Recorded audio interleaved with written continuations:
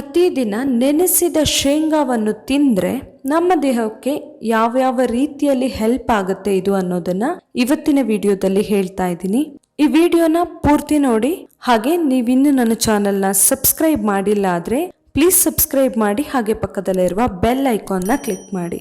ಶೇಂಗಾವನ್ನ ನಾವು ಬೇರೆ ಬೇರೆ ರೀತಿಯಲ್ಲಿ ತಿಂತೀವಿ ಅಲ್ವಾ. ಹುರಿದ್ಬಿಟ್ಟು ತಿಂತೀವಿ, ಹಾಗೇನೆ ಹಸಿಯಾಗಿ ಕೂಡ ಬಳಸ್ತೀವಿ, ಅಥವಾ ಅಡಿಗೆಯಲ್ಲೆಲ್ಲ ಕೂಡ ನಾವು ಕೆಲವೊಂದು ರೀತಿಯಲ್ಲಿ ಬಳಸ್ತೀವಿ. ಆದ್ರೆ ನಾವು ಹಸಿ ಶೇಂಗಾವನ್ನ ನೆನೆಸಿ ಹಾಗೇನೆ ತಿಂದ್ರೆ ಎಷ್ಟೊಂದು ಒಳ್ಳೆಯದು ಅನ್ನೋದನ್ನ ಹೇಳ್ತಾ ಇದ್ದೀನಿ ಇವಾಗ. ಮೊದಲನೇದು ವೆರಿ ಇಂಪಾರ್ಟೆಂಟ್ ಅಂತ ಹೇಳಿದ್ರೆ, ನಾರ್ಮಲ್ ಆಗಿ ಚಳಿಗಾಲ ಅಥವಾ ಮಳೆಗಾಲಕ್ಕೆ ತುಂಬಾ ಇಂಪಾರ್ಟೆಂಟ್ಲಿ ಇದು ಬೇಕೇ ಬೇಕಾಗತ್ತೆ. ಯಾಕೆ ಅಂತ ಹೇಳಿದ್ರೆ ನಮ್ಮ ದೇಹವನ್ನ ಬೆಚ್ಚಗಿಡೋದಕ್ಕೆ ಇದು ತುಂಬಾನೇ ಸಹಾಯ ಆಗತ್ತೆ. ಇನ್ನು ನಮ್ಮ ಜ್ಞಾಪಕ ಶಕ್ತಿ ಹೆಚ್ಚಿಸಿಕೊಳ್ಳೋದಕ್ಕೆ ಕೂಡ ಈ ನೆನೆಸಿದ ಶೇಂಗಾ ಏನಿದೆ ತುಂಬಾನೇ ಸಹಾಯ ಆಗತ್ತೆ. ನಾವು ನಿಯಮಿತವಾಗಿ ಇದನ್ನ ತಿನ್ನಬಹುದು. ಇನ್ನು ಕೆಲವೊಬ್ಬರಿಗೆ ತುಂಬಾನೇ ಪದೇ ಪದೇ ಕೀಲು ನೋವು, ಮೈಕೆ ನೋವು, ಬೆನ್ನು ನೋವು ಎಲ್ಲ ಬರ್ತಾ ಇರುತ್ತೆ ಅಲ್ವಾ. ಅಂಥವರಿಗೆ ಕೂಡ ಬೆಸ್ಟ್ ಅಂತ ಹೇಳಬಹುದು ಈ ಶೇಂಗಾ.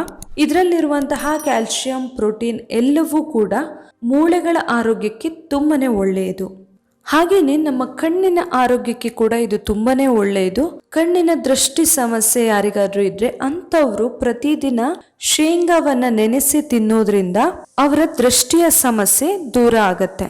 ಹಾಗೇನೆ ಹೃದಯದ ಆರೋಗ್ಯಕ್ಕೆ ಕೂಡ ಒಂದು ಬೆಸ್ಟ್ ಕಾಳು ಅಂತಾನೆ ಹೇಳ್ಬಹುದು ಇದು. ಈ ಶೇಂಗಾ ಬೀಜವನ್ನ ನಾವು ನೆನೆಸಿ ತಿನ್ನೋದ್ರಿಂದ ಹೃದಯದ ಆರೋಗ್ಯವನ್ನ ಕಾಪಾಡಿಕೊಳ್ಬಹುದು ನಾವು. ಹಾಗೇನೆ ನಮ್ಮ ದೇಹದಲ್ಲಿ ರಕ್ತ ಸಂಚಾರ ಕರೆಕ್ಟ್ ಆಗಿ ಆಗುತ್ತೆ. ಎಲ್ಲ ಅಂಗಗಳಿಗೂ ಬ್ಲಡ್ಸ್ ಕರೆಕ್ಟ್ ಆಗಿ ಸರ್ಕ್ಯುಲೇಟ್ ಆಗೋದ್ರಿಂದ ನಾವು ಆರೋಗ್ಯವಂತರಾಗಿ ಇರಬಹುದು. ಇನ್ನೊಂದು ವೆರಿ ಇಂಪಾರ್ಟೆಂಟ್ ಬೆನಿಫಿಟ್ ಹೇಳಲೇಬೇಕು ಅಂತ ಹೇಳಿದ್ರೆ, ನಮ್ಮ ಮಾಂಸಖಂಡಗಳ ಆರೋಗ್ಯಕ್ಕೆ ಕೂಡ ತುಂಬಾನೇ ಒಳ್ಳೆಯದು. ಮಸಲ್ಸ್ ತುಂಬಾ ಸ್ಟ್ರಾಂಗ್ ಆಗಿರ್ಬೇಕು. ಕೆಲವೊಬ್ಬರಿಗೆ ತುಂಬಾನೇ ಪೇನ್ ಎಲ್ಲ ಬರ್ತಾ ಇರುತ್ತೆ ಅಲ್ವಾ, ಆ ತರ ಎಲ್ಲ ಆಗ್ಬಾರ್ದು. ತುಂಬಾ ಸ್ಟ್ರಾಂಗ್ ಆಗಿರ್ಬೇಕು ಮಾಂಸಖಂಡಗಳು ಅಂತ ಆದ್ರೆ ನಾವು ನೆನೆಸಿದ ಶೇಂಗಾವನ್ನ ತಿನ್ಬಹುದು. ಹಾಗೇನೆ ಆರೋಗ್ಯಕರವಾಗಿ ದೇಹದ ತೂಕವನ್ನ ಜಾಸ್ತಿ ಮಾಡ್ಕೊಳ್ಬೇಕು ಅಂತ ಇದ್ರೆ ಕೂಡ ನಾವು ಶೇಂಗಾವನ್ನ ನೆನೆಸಿ ಪ್ರತಿದಿನ ತಿನ್ನೋದ್ರಿಂದ ದೇಹದ ತೂಕ ಆರೋಗ್ಯಕರವಾಗಿ ಜಾಸ್ತಿ ಆಗತ್ತೆ. ಇನ್ನು ತುಂಬಾ ಜನರನ್ನ ಆವಾಗ ಕಾಡುವಂತಹ ಸಮಸ್ಯೆ ಅಂತ ಹೇಳಿದ್ರೆ ಗ್ಯಾಸ್ಟ್ರಿಕ್, ಆಸಿಡಿಟಿ, ಹಾಗೇನೆ ಹೊಟ್ಟೆ ಉಬ್ರ ಎಲ್ಲವೂ ಕೂಡ ಅಲ್ವಾ.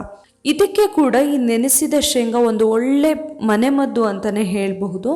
ಜಾಸ್ತಿ ತಿನ್ನೋದಲ್ಲ, ನಾವು ಲಿಮಿಟ್ ಅಲ್ಲಿ ನೆನೆಸಿದ ಶೇಂಗಾವನ್ನ ತಿನ್ನೋದ್ರಿಂದ ನಮ್ಮ ಡೈಜೆಷನ್ಗೆ ಇದು ತುಂಬಾನೇ ಹೆಲ್ಪ್ ಆಗುತ್ತೆ. ಡೈಜೆಷನ್ ಕರೆಕ್ಟ್ ಆಗಿ ಆಗೋದ್ರಿಂದ ಗ್ಯಾಸ್ಟ್ರಿಕ್, ಆಸಿಡಿಟಿ ಸಮಸ್ಯೆಗಳೆಲ್ಲ ಕಾಡೋದಿಲ್ಲ. ಹಾಗೇನೆ ಯಾರಿಗಾದ್ರೂ ಮಲಬದ್ಧತೆ ಸಮಸ್ಯೆ ಇದ್ರೆ ಕೂಡ ಅವರು ಕೂಡ ನಿಯಮಿತವಾಗಿ ನೆನೆಸಿದ ಶೇಂಗಾವನ್ನ ಬಳಸಬಹುದು. ನೋಡಿದ್ರಲ್ಲ, ನಾವು ಪ್ರತಿದಿನ ನೆನೆಸಿದ ಶೇಂಗಾವನ್ನ ತಿನ್ನೋದ್ರಿಂದ ನಮಗೆ ಯಾವ ರೀತಿಯ ಆರೋಗ್ಯ ಸಮಸ್ಯೆಗಳನ್ನ ದೂರ ಇಡೋದಕ್ಕೆ ಇದು ಹೆಲ್ಪ್ ಆಗುತ್ತೆ ಅಂತ ಹೇಳಿ. ಇವತ್ತಿನ ಈ ಮಾಹಿತಿ ನಿಮಗೆ ಇಷ್ಟ ಆಗಿದ್ರೆ ಮನೆಮದ್ದು ಚಾನಲ್ನ ಸಬ್ಸ್ಕ್ರೈಬ್ ಮಾಡಿ, ಹಾಗೆ ಈ ವಿಡಿಯೋನ ಲೈಕ್ ಮಾಡಿ, ಹಾಗೆ ಶೇರ್ ಮಾಡಿ. Thank you.